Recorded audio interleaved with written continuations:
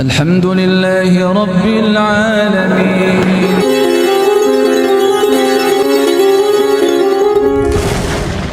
Ujian yang diberikan oleh Allah itu bukan karena Allah ingin tahu akhir kesudahannya, bukan Allah ingin tahu berapa biji atau nilai kita, tetapi semata ujian yang diberikan oleh Allah itu memberikan peluang kepada kita untuk membuktikan bahwa kita adalah hamba yang bersabar dan bersungguh-sungguh.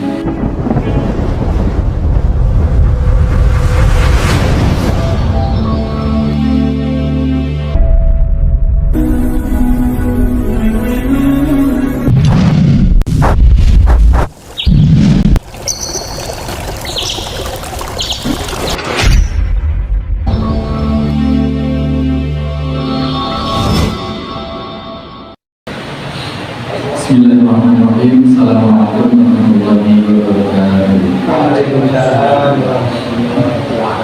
Innalhamdulillah nahmaduhu wa nasta'inuhu wa nastaghfiruhu wa na'udzu billahi min shururi anfusina wa min sayyiati a'malina.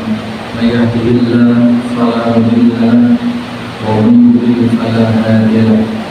Asyhadu an la ilaha illallah wahdahu la syarika lah.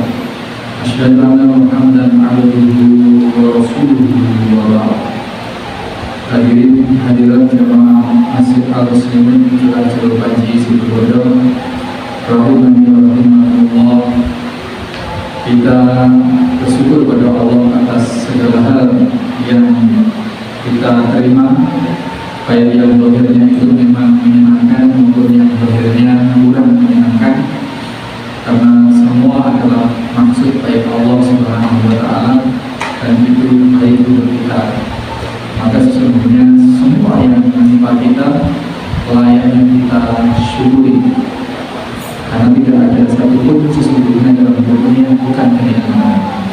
Salawat serta salam senantiasa kita haturkan pada junjungan kita Nabi Muhammad Sallallahu Alaihi Wasallam, karena tidak ada pilihan lain ketika kita ingin memperoleh cinta dan ridho Allah Subhanahu Wa Taala.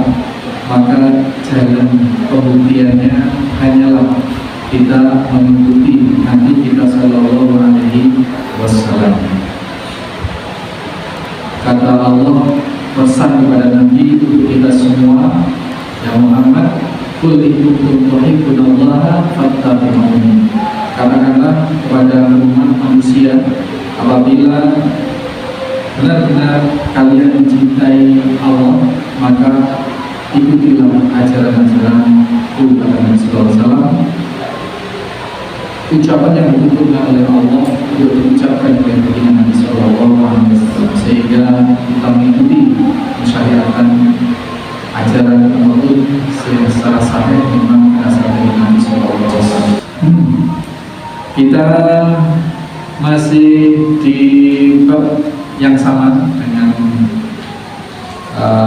hari pekan yang lalu, di bab kejujuran. Kita berada di hadis yang ke-6 hari ini.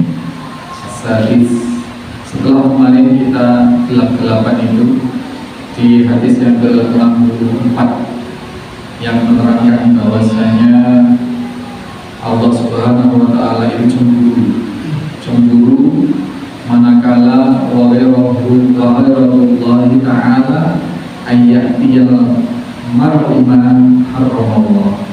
Apabila mendapati kita orang-orang ini menjalankan atau melakukan keharaman, ya, keharaman maharamallahu alaihi, melakukan keharaman yang diharamkan oleh Allah Subhanahu Wa Taala atas kita.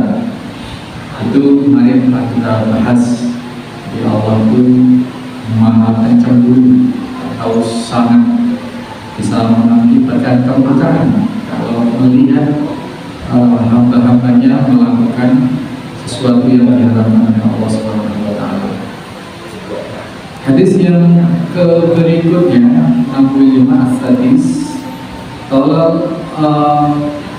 Kalau Imam Nawawi mu'allif kitab ini dari sini menyatakan bahwasanya hadis yang ke-6 ini ke-6 dalam urutan Siddiq ini, tetapi ke-75 dalam urutan ke-65 dalam urutan kitab ini dari hadis yang pertama. An Abi Hurairah radhiyallahu anhu annahu sami'an Nabi sallallahu alaihi wasallam yaqul, sesungguhnya dia Abu Hurairah itu mendengar ucapan Nabi sallallahu alaihi wasallam bahwasanya beliau pernah menyatakan inna salasata min Bani Israel, sesungguhnya dahulu ada 3 orang dari Bani Israel, tiga-tiganya ini akan menjadi tokoh di dalam cerita hadis yang kita bahas. Dilanjutkan oleh Nabi sallallahu alaihi wasallam, Abrasa wa Aqra'an wa Ahman. 3 orang Bani Israel ini memiliki ciri khas. Yang pertama, Abros. Abros itu penyakit apa? Belang. Belang itu kulit-kulitnya ini pokoknya belang, kayak bekas mengelupas belang, gelondeng begitu, jelek sekali. Ya, jelek sekali, dan orang melihat pasti memicingkan mata atau merasa, paling tidak merasa jijik, kalau meskipun merasa jijik itu disembunyikan. Ya, kita tidak mungkiri kalau kita di satu tempat melihat sesuatu yang aneh, misalkan orang, ya jangankan yang nyata-nyata itu dari penyakitan, ada orang yang kulitnya itu bulir. Di Istiqomah saya pernah lihat. Tentu tatapan pertama itu tentu meskipun kita sembunyikan, ya tentu bagaimana. Nah, ini yang bulir, yang memang kelainan pigmen kulit. Tetapi yang diceritakan oleh Nabi sallallahu alaihi wasallam ini adalah kulit-kulitnya ini belang-belang karena bekas luka, bekas penyakit, sehingga orang melihat itu ya setengahnya jijik atau gimana. Abros. Kemudian Aqra itu botak. Kulit rambutnya itu berondol semua, bukan karena memang dari lahir, tetapi karena penyakit. Krontos, tidak tumbuh. Terus Ahmad, dan yang ketiga adalah orang yang tidak melihat atau buta. Di tiga keadaan dari kalangan Bani Israel. Bani Israel itu berarti kaumnya Nabi siapa? Nabi Musa alaihissalam. Ya, kaumnya Nabi Musa. Berarti ini kejadian jauh sebelum Rasul sallallahu alaihi wasallam lahir. Tapi beliau sudah mendapatkan bisikan wahyu sehingga bisa bercerita dengan faktual. Ya. 3 orang ini yang dicirikan oleh Nabi, Abros wa Aqra wa Ahmad. Aradallahu ayyabtaliyahu. Allah kemudian berkehendak untuk menguji ketiganya, menguji mereka. Bapak Ibu sekalian, sebenarnya kondisi yang sudah disampaikan tadi, yang belang, yang botak, dan buta, itu juga merupakan ujian penyakit. Yang buta ini juga tidak buta dari lahir tentunya, tapi karena ya penyakit, karena penyakit. Jadi buta itu adalah satu kondisi yang tidak nyaman. Belang karena penyakitan tadi, dan botak karena penyakitan juga satu kondisi yang tidak nyaman. Apalagi ditambah kemudian secara ekonomi tidak memungkinkan atau miskin. Ini sudah satu bentuk cobaan yang luar biasa sebenarnya.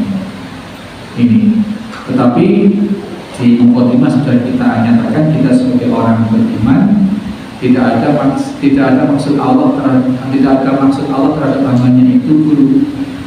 Atau dalam konteks kelahiran orang yang tidak normal, tidak ada produk gagal. Kalau kita membuat satu adonan kue misalkan untuk mencoba resep baru begitu, kadang-kadang nggak jadi, itu produk gagal. Atau ada salah satu merek mobil terkenal yang kemudian tidak direkomendasi untuk dibeli karena ini termasuk produk gagal. Karena kalau sudah sekian ratus kilo itu akan jadi gangguan dan penjualannya susah, pengumpulannya susah. Itu produk gagal. Nah, Allah Subhanahu wa Ta'ala tidak pernah menciptakan produk gagal.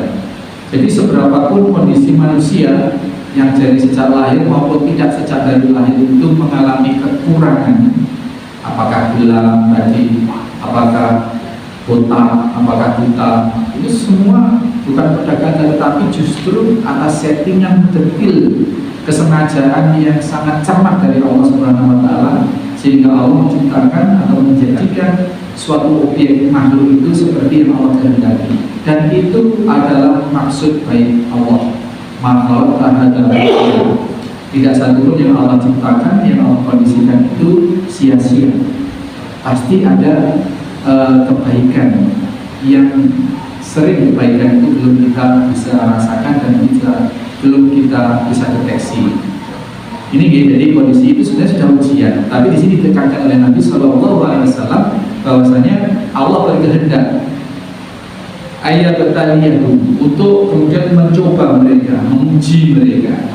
Satu, Allah hendak menguji mereka. Kita semua berada dalam ujian Allah, bukan berarti Allah ingin tahu dengan akhir ujian, tidak. Allah sudah tahu bahwa manusia diturunkan di dunia secara umum, ini dunia ini adalah ujian, dan akhir dari ujian itu Allah sudah ketahui.